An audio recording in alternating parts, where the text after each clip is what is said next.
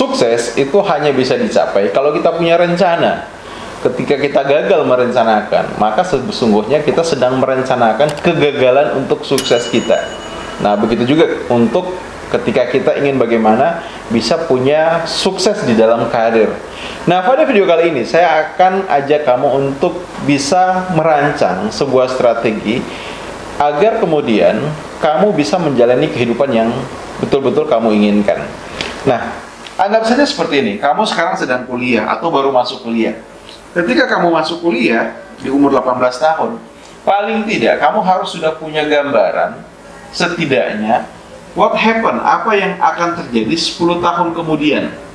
Ya, sebuah visi ke depan, apa yang akan terjadi 10 tahun kemudian, apa yang akan terjadi di saat umur kamu 28 tahun.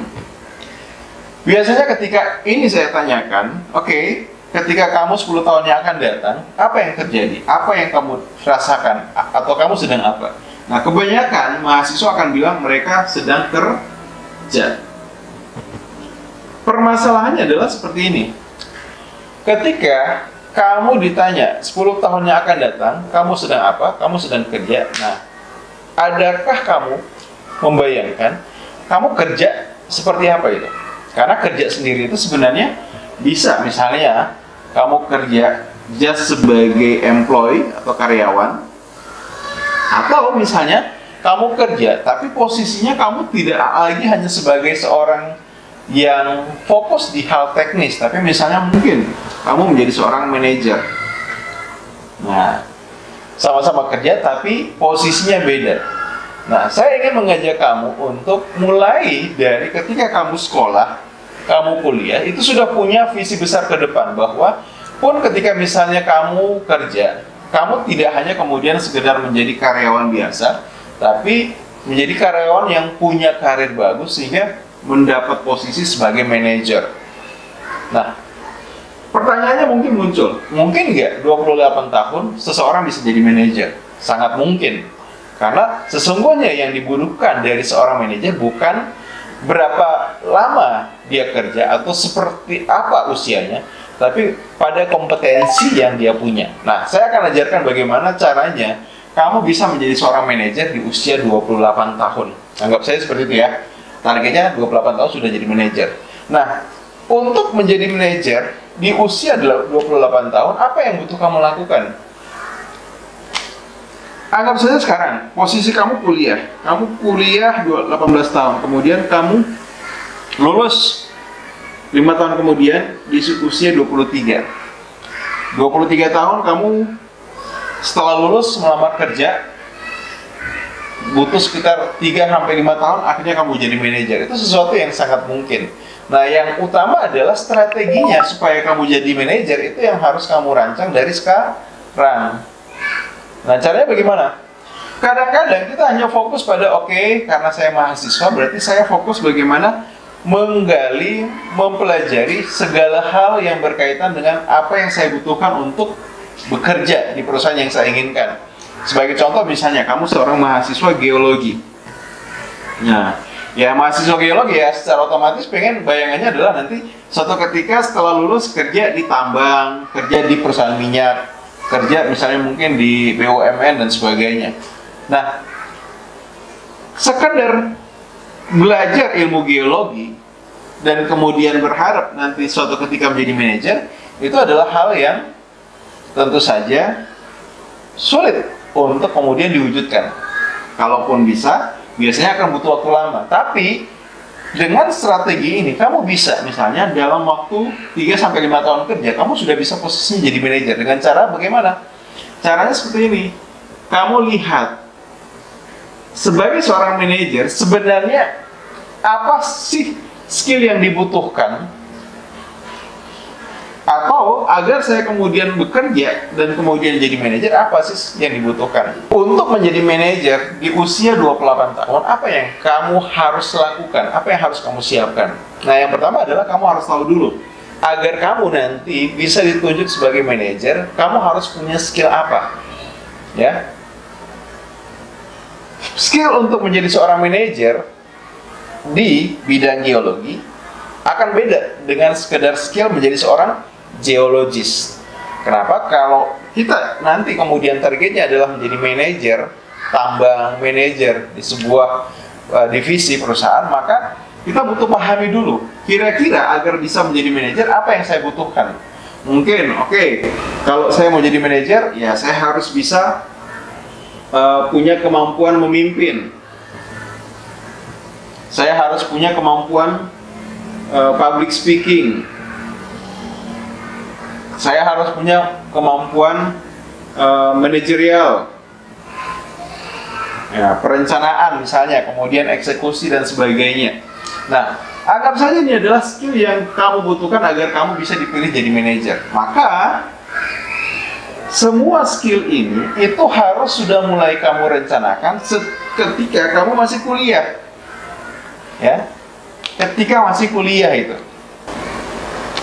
Jadi sambil kamu kuliah selama kurang lebih 4-5 tahun, belajar hal teknis di bidang yang akan kamu geluti.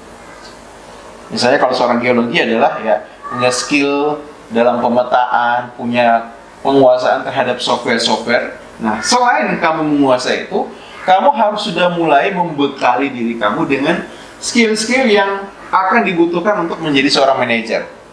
Nah, disinilah peran kamu ikut organisasi itu ada. Jadi, kamu ikut organisasi jangan hanya karena kemudian ingin mengisi waktu kosong, ya. Kamu ikut organisasi jangan hanya karena saya ingin cari pengalaman, tapi masuklah organisasi dikarenakan masuk organisasi itu adalah strategi yang kamu ambil untuk bisa punya keterampilan di dalam memimpin, keterampilan di dalam public speaking, keterampilan di dalam manajerial. Nah, contoh misalnya kamu ikut organisasi himpunan mahasiswa. Ketika masuk di himpunan pun ataupun di organisasi mahasiswa, carilah posisi-posisi di mana kamu bisa dapat kesempatan memimpin, di mana kamu bisa punya kesempatan melatih kemampuan berkomunikasi, di mana kamu punya kesempatan memanage.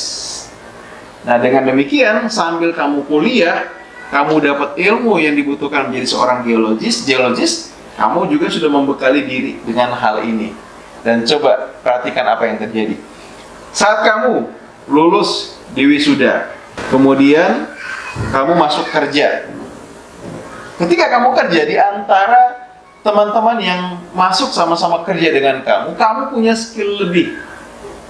Kamu bisa merangkul semua orang, kamu bisa memimpin, kamu bisa presentasi di hadapan banyak orang. Maka secara otomatis inilah yang akhirnya membuat kamu tidak hanya sekedar ketika kerja kemudian menjadi karyawan, tapi akan lebih cepat, lebih mudah untuk dipromosi menjadi manajer.